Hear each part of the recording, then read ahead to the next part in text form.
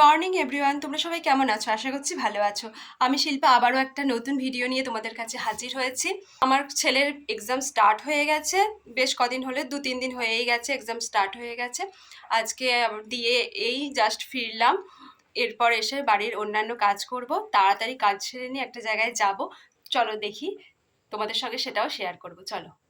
আজকে বেশ দারুণ রোদরা উঠেছে, সেই কারণে মা বড়িগুলো দিয়ে দিল। আর আমিও অন্যান্য কাজগুলো ঝটপট করে সেরে নিলাম, নিয়ে চলে গেলাম ছেলেকে আনতে। ছেলেকে এদিকে স্কুল থেকে নিয়েও নিয়েছে। এখন দুজনে মিলে বাড়ি যাচ্ছি। বাড়ি গিয়ে তাড়াতাড়ি করে স্নান টান সেরে এবং ছেলেকে তাড়াতাড়ি করে কিছু খাইয়ে রেডি করিয়ে তারপর আমরা বেরিয়ে পড়ব। ভাই আর বাপি বাড়িতে থাকবে, সেই কারণে ভাই আর বাপির জন্য রান্নাও করে রেখে যাব। এদিকে আমি, মা আর ছেলে রেডি হয়ে গেছি। এখন যাব আমরা মামার বাড়ি, মানে আমার মামার বাড়ি। আর ভাইয়ের জন্য একটা স্পেশাল লজেনও নিয়ে নিয়েছি। চলো যাই। আমরা একটা টোটো পেয়ে গিয়েছিলাম, যদিও অনেকটা লেট হয়ে গেছে। এই শীতের বেলাতে না সকালবেলা একদম টাইম পাওয়া যায় না, খুব তাড়াতাড়ি টাইমটা চলে যায়। আর এটা দেখছো, এই কদিন আগে যে খোড়পের কালী পুজোটা হলো, আর এটা সেই কালী পুকুর, এখানেই মাকে বিসর্জন করা হয়েছে। মেলা প্রায় উঠেই গেছে, কিন্তু এই জিলিপি বাদাম ভাজার দোকানগুলো এখনও রয়ে গেছে। আমরা এদিকে খুব কাছাকাছি চলে এসেছি মামার বাড়ির। চলো, এই দেখো, এটা আমার মামার বাড়ির সামনেই কালী মন্দির, আর ঠিক কালী মন্দিরের উল্টো দিকে রয়েছে আমার মামার বাড়ি। এটা হচ্ছে নমামার বাড়ি ফার্স্টেই, আর ওই দিকে রয়েছে সেজো মামা, ছোটো মামা এবং বড় মামার বাড়ি। তোমাদের সঙ্গে আরও একটা জিনিস শেয়ার করব বলেই চলে এসেছি সেই জিনিসটাকে নিয়ে। আমার নমামার মেয়ে, বোনের নাম হচ্ছে পিঙ্কি, ও খুব সুন্দর সুন্দর ব্লাউজ এবং চুড়িদার সব কিছুই বানায়। তো সেই একটা জিনিস তোমাদের কাছে নিয়ে চলে এসেছি। ও এই একটা ব্লাউজ বানাচ্ছিল, ব্লাউজটা বেশ সুন্দর দেখতে। এই দেখো, ও এখানে এসে দেখলাম যে কাজ করছে, আর এইটা ওর বোন, ও দুজনে মিলেই কাজ করছিল।